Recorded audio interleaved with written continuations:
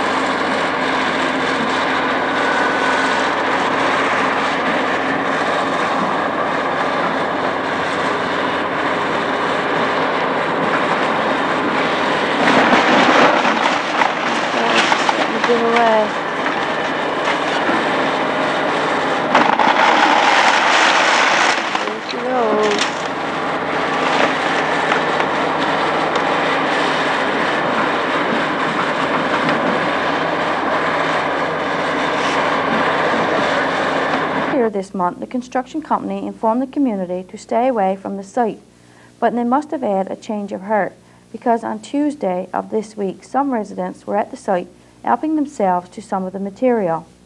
Many of them were collecting material for firewood.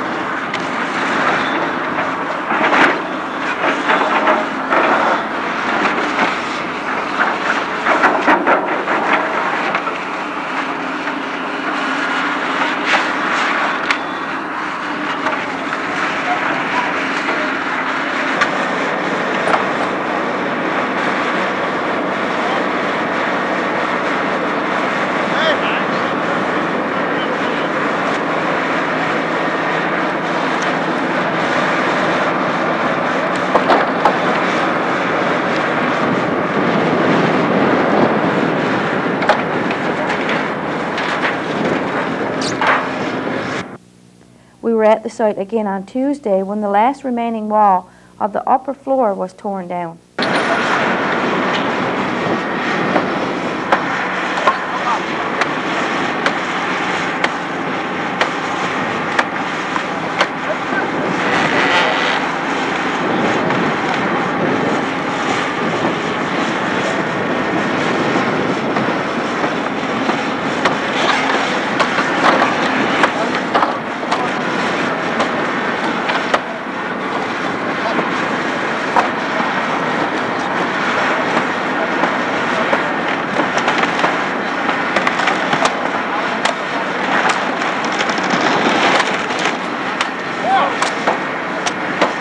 And this is what the site looked like on Thursday of this week.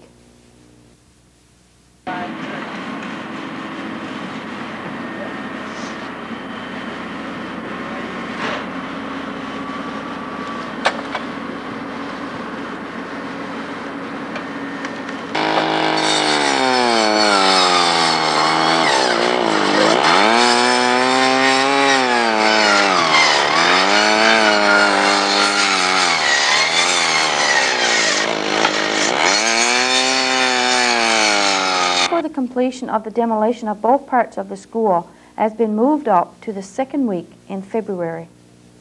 Also in January, an announcement was made concerning the BBS ICT project. On Tuesday, January the 23rd, our MHA Calvin Parsons and our MP Bill Matthews was in Burgeo for announcement. Dr. Barbara Barter and Mr. George Reed, President of the Burgeo Broadcasting, were also present. Residents of Burgeo, it's a real pleasure to be here in Burgeo today with the Honourable Mr. Parsons, Dr. Barter and Mr. Reed for what we consider an important announcement for Burgeo and other South Coast communities. The Burgeo Broadcasting System, through the assistance of federal and provincial governments and various community partners, will improve the information technology capabilities in the communities of Burgeo, Ramea, Francois, Grand Bret and Grey River. The economies of this area will be improved consequently. The Burgeo Broadcasting System is receiving $600,810 from the Economic Development component of the Canadian Fisheries Adjustment and Restructuring Package, and another $160,000 from Human Resources Development Canada. Other partners in this project include St. John's Central High, the Communications Technology Education Centre, Health and Community Services Western, Cormac Trail School Board, Western Healthcare Corporation, the Department of Education, and the Department of Human Resources and Employment. Burgeo has already been a provincial leader in information and communications technology with its not-for-profit community cable company, the Burgeo Broadcasting System. These advancements, which will soon get underway, will create new choices for the area and will help the communities move away from dependence on resource industries, although that's very, very important. But I think most importantly, it will see a move towards information technology-based economy. The partnerships formed to make the improvements that we're announcing today for this region certainly will improve the information technology infrastructure and I consider it to be a model for others in the province to follow.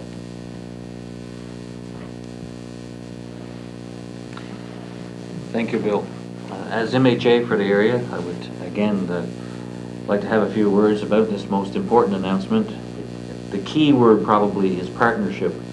As alluded to, not only has the federal government and provincial government and municipal government been involved here, but you have people within the town representing numerous organizations and committees that have been involved to make this a reality. This is a substantial sum of money. More important even than the money is the initiative itself and what it shows in terms of branching into information technology to deal with health initiatives, education initiatives, and down the road, no doubt, legal initiatives and court actions as well. So I'm very pleased to see that we've had the partnerships come together to achieve this goal with the BBS and the people of Burgeo, but also in future the partnerships have to continue and will continue with the communities involved, Ramia, Grand Brit, Francois, Grey River, and Burgeo. This is unique to the province, and as Bill alluded to, the BBS has always been a leader when it comes to technology and innovation, and this is just another example. And I look forward to, there's some employment associated with this as well, and I certainly look forward to in the near future seeing the BBS reconstituted and with this new initiative as well, situate within the new K-12 high school that will be here in the very near future. Thank you. Thank you, Mr. Parsons. Well, I take this time now as president of the BBS and on behalf of the board of directors and I guess the subscribers in Burgeo to thank the various parties who were involved in making this project a success. We started this out about 3 years ago and trying to get funding for this major project. And as you can realize, we ran into some difficulties over the times, but it was through the help of Mr. Matthews here federally and Mr. Parsons provincially that they came through every time that we had to run through them with problems. Every time it got sort of hung up here or there through the various agencies we were dealing with, these people came through on our behalf and saw it through a smooth, successful conclusion. So I think, as I said before, that we're probably going to end up with one of the best systems in Canada for sure, TV systems, and the capabilities with this IT component to it.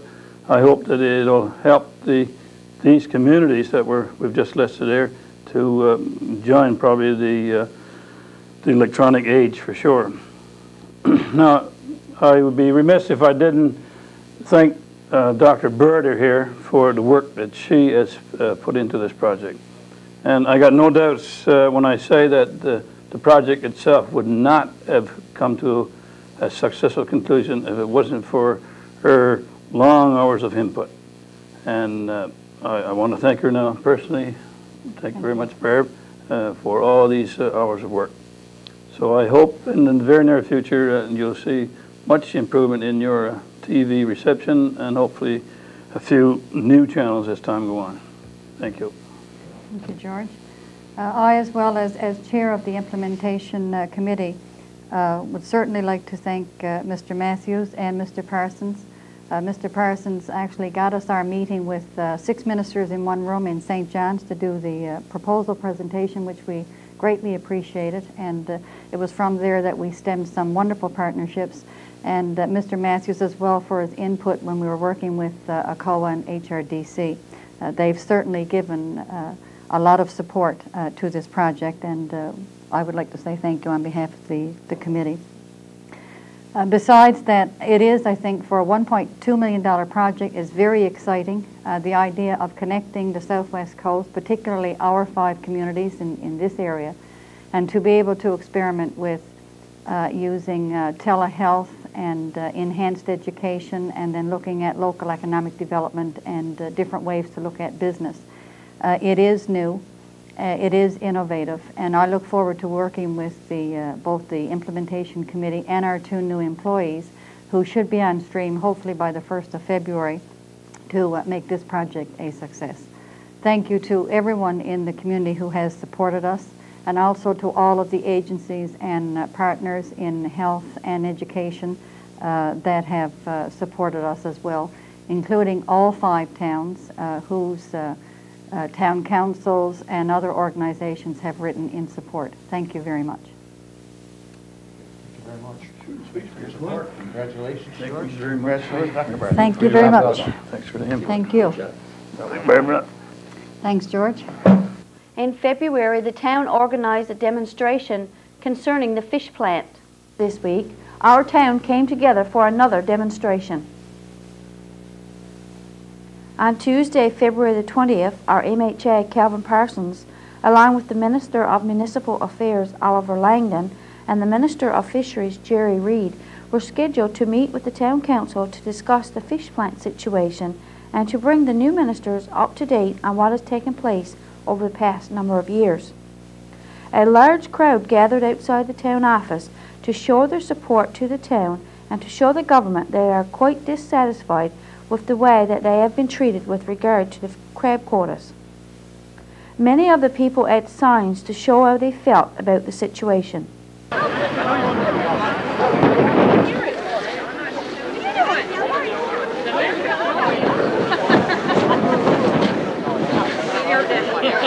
The other side, look. Yeah. Well,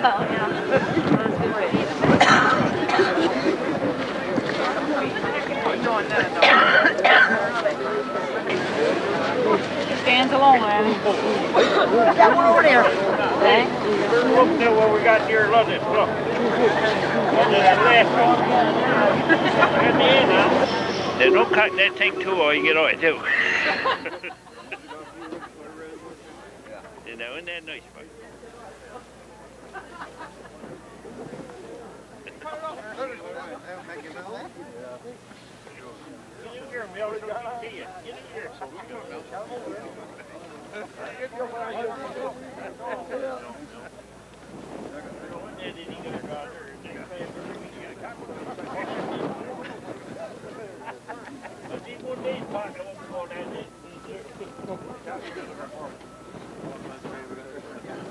Many others wore blue ribbons signifying that they had to leave their hometown to find work.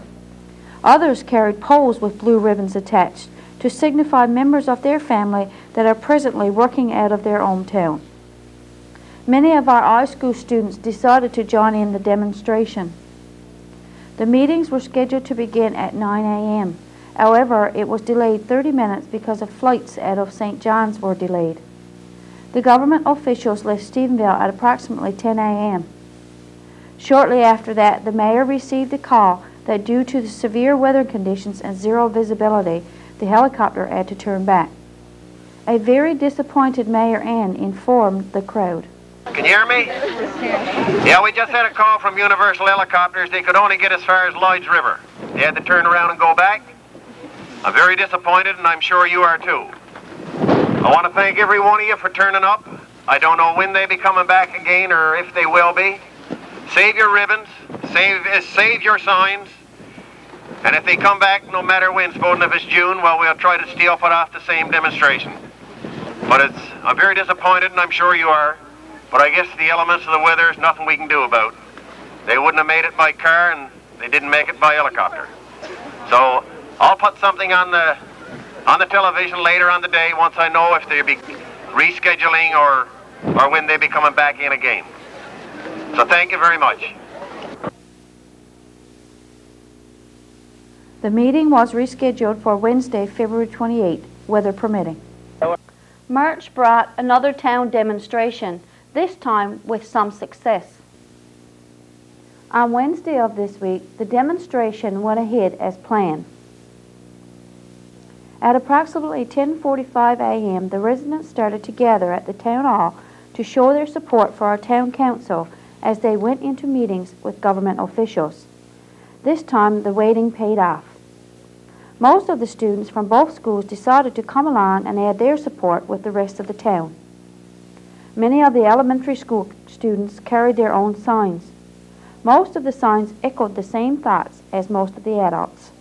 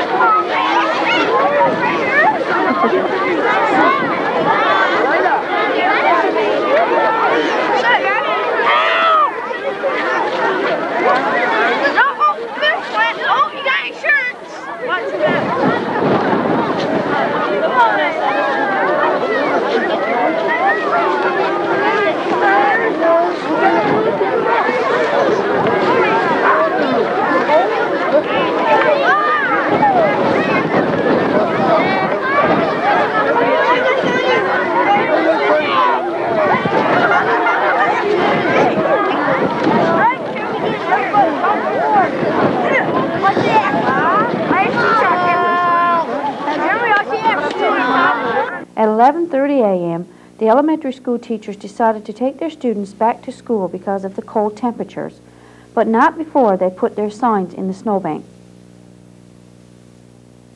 5 minutes later, our MHA, Calvin Parsons, along with new Minister of Fisheries, Jerry Reed, and Minister of Municipal Affairs, Oliver Langland, arrived.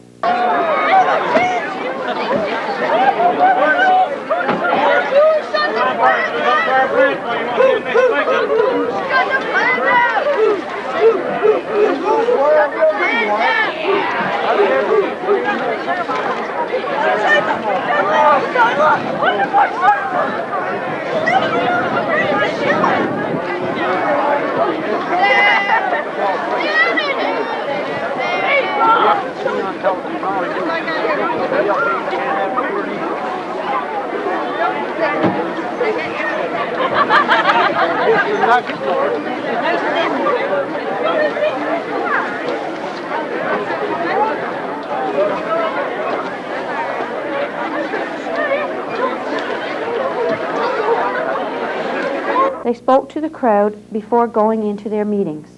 Ladies and gentlemen, good morning. It's almost afternoon now, I guess. And thanks very, very much for your show of support and solidarity this morning.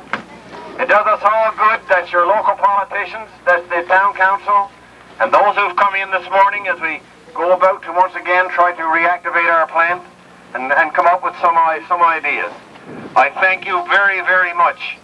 And I certainly do, on behalf of the Burgeo Town Council and the people of Burgeo, welcome Minister Reed and Minister Langdon in their new portfolios as Minister of Fisheries and Aquaculture and Minister of Municipal Affairs.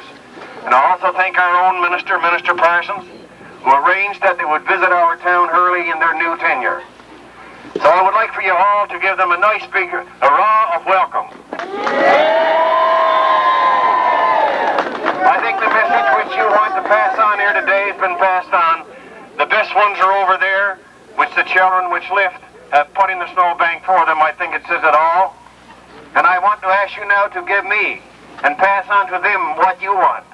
And what do you want? Where? When do you want it? Now! Where do you want it? Now! I think that's loud and clear. And I hope this is the last time that I've got to call on you to come out and support us in this way.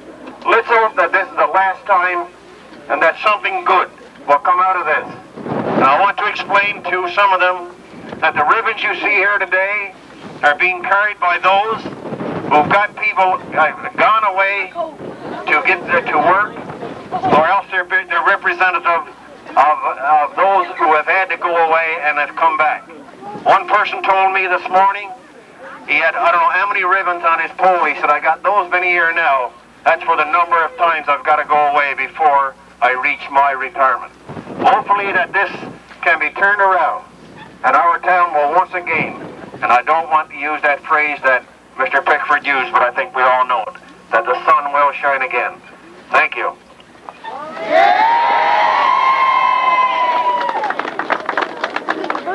Thank you, Mayor Hand. Ladies and gentlemen, students, it is certainly nice to be here. I've made no bones about where I stand with Burgeo in my district here, and that the plant opening in Burgeo was from day one my #1 commitment. It still is my #1 commitment, regardless of who the leader is, and I know that's been an issue. Regardless, my concern here is to make sure that the people who have any say into the opening of the Burgeo plant are informed about what the problem is, knows what you people are going through, so they can either stand with us or stand against us. And I can assure you that both of these gentlemen here, particularly Minister Reed, he may be new as a Minister of Fisheries, but he's not new to understanding the fisheries. He's been at this racket for a long time, and he was the executive assistant to the former Minister Walter Carter for some years as well. So I'm pleased to see that even before he got sworn in, I made it clear to him that I'd like him to come to Burgeo so that he can see face to face the people who are affected by this plant not being opened.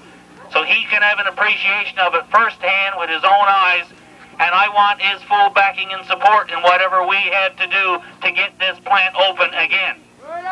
Way to go! Now we've been working on this along with Mayor Han, and of course there's the Union Committee. We've been working on this for the past 2 years, and we thought we found a silver bullet in the fall of '99 when this plant opened with the exploratory crab.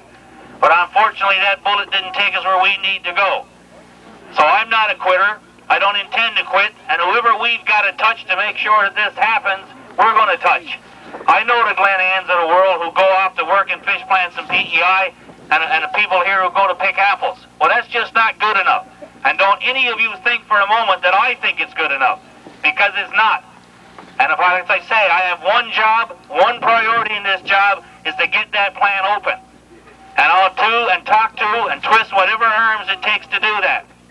We already had extensive meetings last week, Monday in Corner Brook, with the Fish Plant Committee. I noticed Owen is here this morning, and Harvey and Cyril.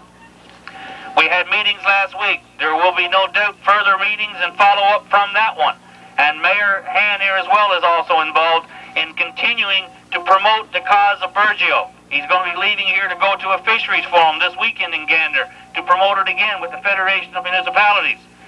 So no matter how much downtime we've had, how frustrating this is, we cannot quit. And I appreciate here to see the crowd that came out here to let the Minister of Fisheries know that you are good, normal human beings who want to do nothing but work and work in your own community. And I can assure you, he's here today so that there is no stone left unturned in terms of him understanding the issue. I feel already he has a good understanding of it, but he wanted to hear himself from the mayor and from the council and from the committee exactly what the issues are to make sure he fully understands it.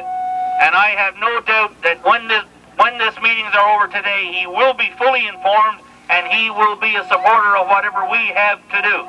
Thank you.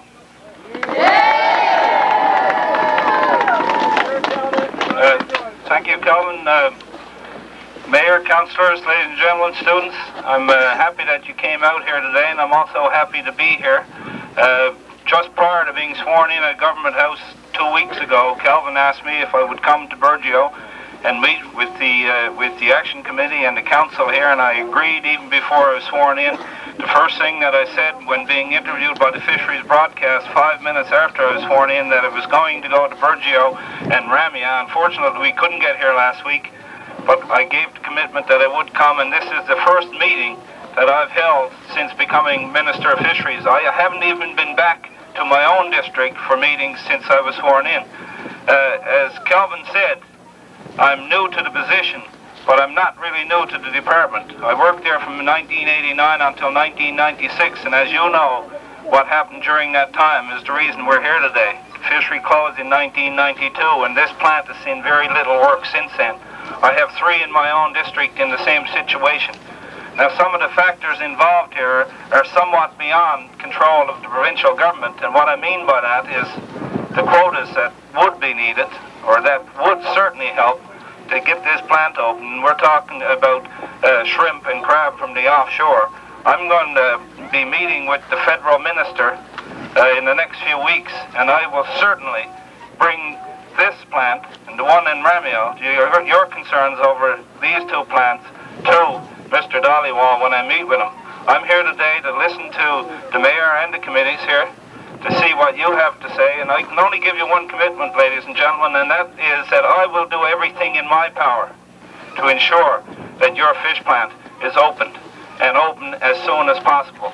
Right now, that's the best I can do for you. I'm willing to go to work with your member to ensure that we get that fish plant open. So again, I thank you for coming here today, and I hope that we have good meetings, and I hope that I might be able to come back here in a few months and see this plant open and the people here back to work. Thank you.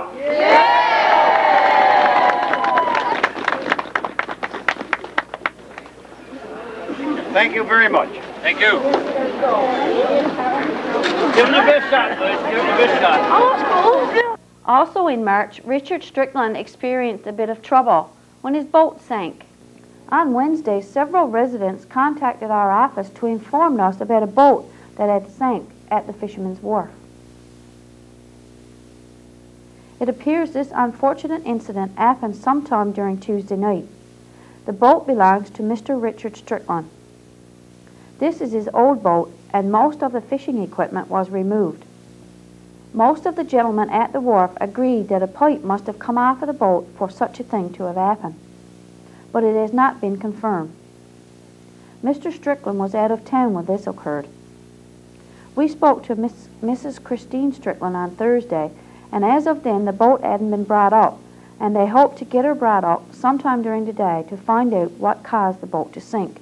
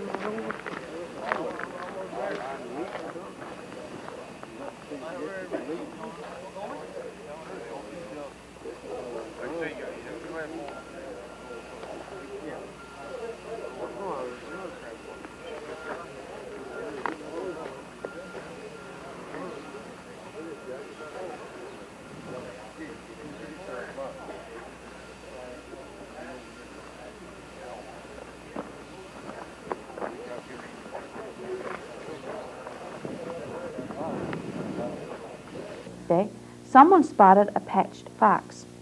It appeared the little fellow was quite frightened and not sure where to go. It is unusual for a fox to be so far away from his natural environment, or is it? Since the coyote has moved in, and coyotes will not tolerate foxes in their area.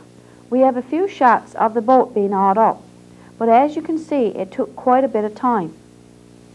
We will update you on what caused the boat to sink.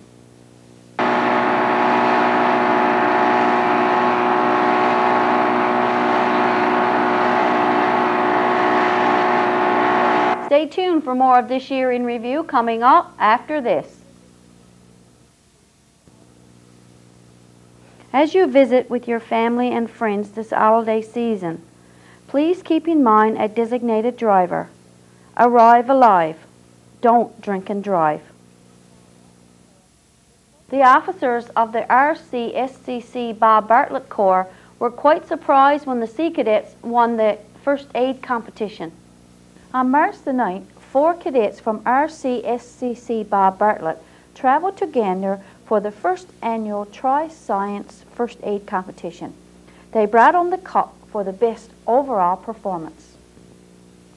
The first aid competition was in memory of Darrell Cronin, a Newfoundlander serving with the Canadian Force who lost his life while returning home from a search and rescue mission in Quebec on October 2, 1998.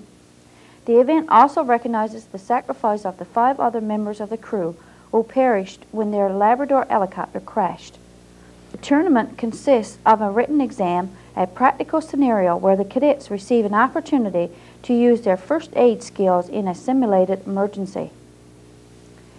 The weekend event was also an opportunity for young Newfoundlanders to review good safety practices on both land and sea, with practical focuses on the dangers of cold water immersion and hypothermia. Presentations on these subjects were provided by the search and rescue personnel from the Canadian Forces and the Canadian Coast Guard. A total of 80 cadets and their officers attended the weekend event from across the province. We spoke to the winners of the first aid competition at their cadet meeting on Thursday. First of all, on behalf of the parents and community, I would like to extend our congratulations to you and your officer Damien. We're extremely proud of you. We understand that when you left Burgeo, you probably didn't have a good chance to win. So how did it feel when you walked out of the place with that huge trophy? Excellent, wonderful.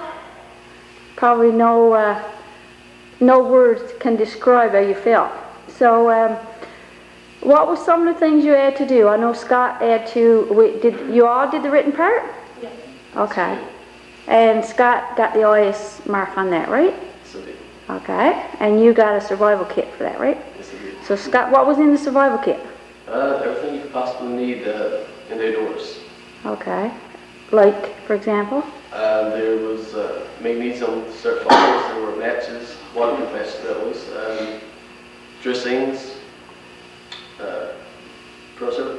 Okay, hang on. Also understand that you had to do a scenario. Did everybody have to do the same scenario, or was there different ones? Did you draw from a bag, or what was the procedure? There's 4 different scenarios, and when we got there, they just gave us one. They just gave you one? Yeah. Oh, so did the 4 of you work on the scenario, or? Yeah, same scenario. Okay, so what was your scenario?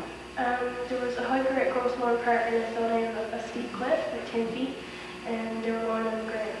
Okay, so you had to do your first aid stuff. Okay, so Damien, as their officer now, how did you feel when you found out that your cadets won? Well, I was kind of unexpected, but I was also proud that they won also. Yeah, I understand that you kind of took Mr. Quelfy by surprise when you showed him the trophy. Yeah, he was pretty shocked. Well, he didn't really expect one too, but he was glad that we did win. I think he was very proud of us and the 4 cadets who went. Perfect. So what was the overall feeling when you left there, especially going in being the underdogs and then walking out with the overall best trophy? We were surprised. Very? We weren't expecting it. No, because I understand you guys now practice first aid just for your annual inspection, where those guys do it every week on a weekly basis, is that right? We would use it for camp, but they got it in their mandatory training for at their headquarters. Okay, so they do it all the time? Yeah. Wow. Thank you very much for speaking this. And again, congratulations. Like, it keeps getting better and better and better. So we expect great things from you during your annual inspection. Thanks. April was a winning month for the students of the St. John's Central High who took part in the Wings play for the Drama Festival. This past week, the SJCH players took part in the annual Drama Festival. Students from all over the Cormac Trail School District gathered at Codroy for the Drama Festival.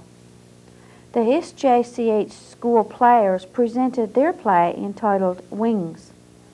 There were 15 awards up for grabs.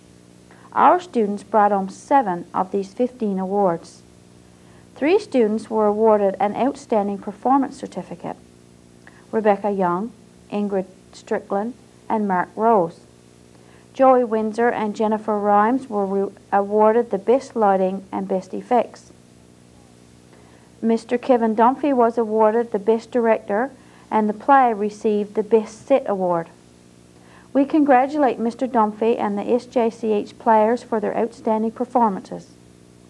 The play will be shown in its entirety on Thursday, April the 12th. In the April 8 news broadcast, we brought you the NAPE and CUPE strike. On Sunday, April the 1st, NAPE and CUPE workers went out on strike. This strike involved quite a number of people: the teacher assistants and librarian at the school, at the hospital, the LPNs, the receptionists, the kitchen staff, lab and x-ray technicians, and laundry are just some of the workers that were affected by this strike. All volunteer programs were shut down at the hospital as well. We spoke to the principal at the high school, Mr. Linehan. He informed us that this was not an ideal situation for any school to be in, but they were doing their best for the students involved. Mr. Linehan also stated that the strikers had full support of the teachers and staff at the school. The nursing staff at the Calder Health Care Center were of the same opinion. They were making the best of a bad situation. All of the men and women on the picket line felt that they have public support on their side. Many residents were showing their support by dropping off coffee, cookies, and other snacks to the strikers while they were on picket duty. Many residents of Burgeo felt that the Burgeo Road would not have been closed as long if it had not been for the strike. However, others feel that the strike had nothing to do with it at all. On Friday, a tentative agreement was reached, but no details were released.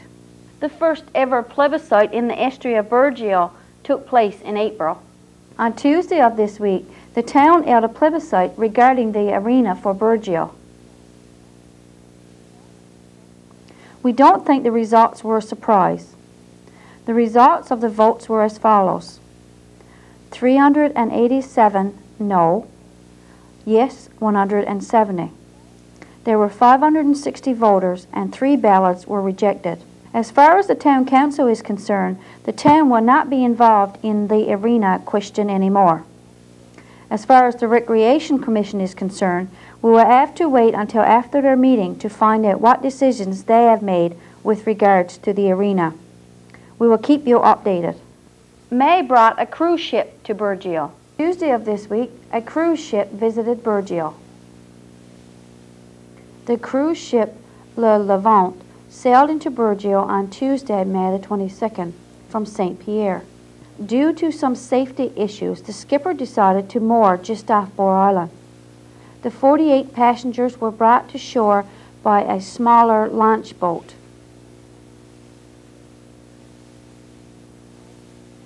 Members of the new tourism committee and 2 students hired for the summer acted as hosts and guides.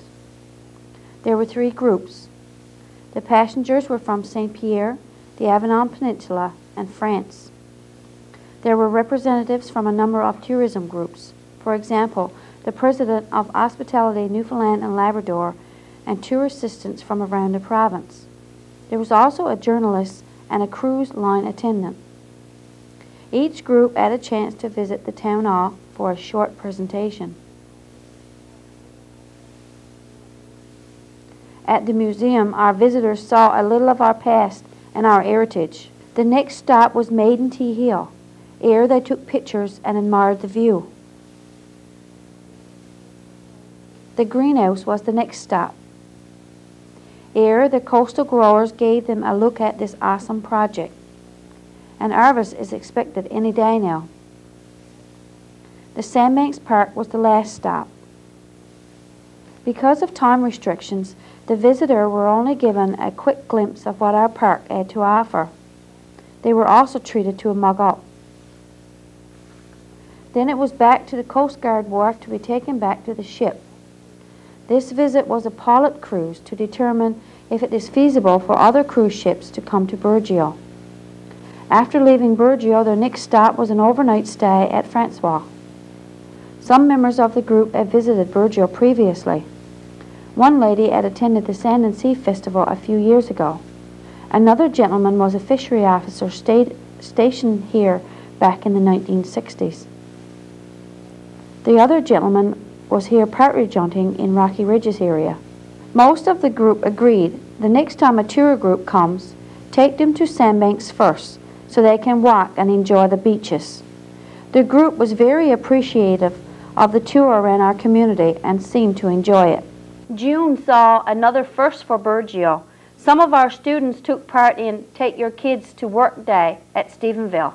In May of this year, 26 students from Burgeo and Ramia traveled to Stephenville to take part in a program called Take Your Kids to Work Day. Students were placed in different businesses and organizations around Stephenville.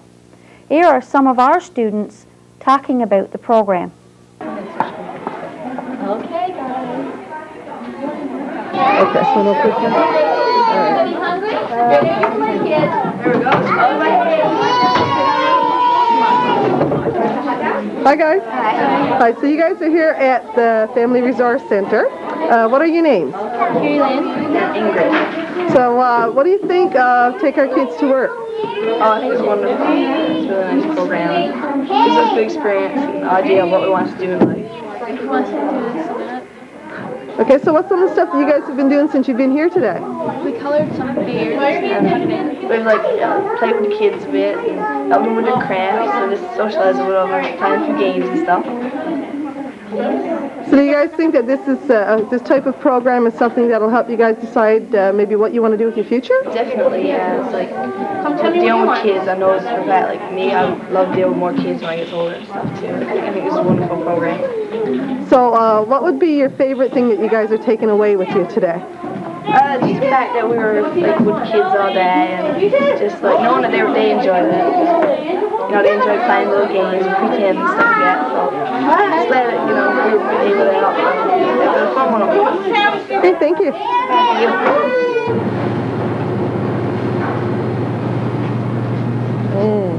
Hi guys. Hi. Hi, what are your names? Amanda Strickland. I'm Miranda.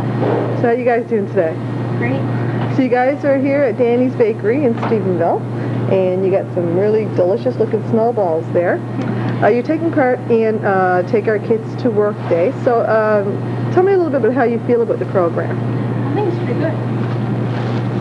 It's great for children like our age, and like get to feel for like what we want to do in life. It's a good experience. Okay, so what's some of the stuff that you've done today besides the snowballs? I've made some clubs. I've helped bake cakes, and I've been making Miranda's and some snowballs. Have you ever done anything like this before? Well, I've never made substitute. So to come out to a place and go to work actually for a day. Yeah. Okay, thank you. Hi, folks. What are you guys' names? I'm Lacey Engel. And you are? Daniel Short. So you guys are taking part in Take Our Kids to Work today. So how do you feel about today? I think it's a nice experience, and I just want to work. I learned a lot working with animals today. So do you have an interest in animals? I do. Yeah, do you guys have pets? Yeah, I got a dad. I got a dad. So do you? So what's some of the stuff that you guys have learned since you've been here today? Yeah. I don't know. You got a lot to do with medicine and stuff too, like grabbing medicine to kits and stuff. So you think this is something you'd be interested in for the future? I'm interested in medicine and stuff, so I was thinking about pharmacy. The same. And I have much use. Okay, thank you. Stay tuned for more of This Year in Review coming up after this. We would like to thank you, our viewers, for tuning in over the past year, and we look forward to your continued viewing in 2002. We would also like to thank the volunteers for their hard work and dedication during the past year. Season's greetings to all of you from all of us at Burgeo Broadcasting System. That wraps up our look back at the first 6 months of 2001. Be sure to join us next Sunday at 8:30 p.m. for the second half of This Year in Review. For This Year in Review, I'm Marie Rose. May you all have a very Merry Christmas. Good night, and may God bless you all.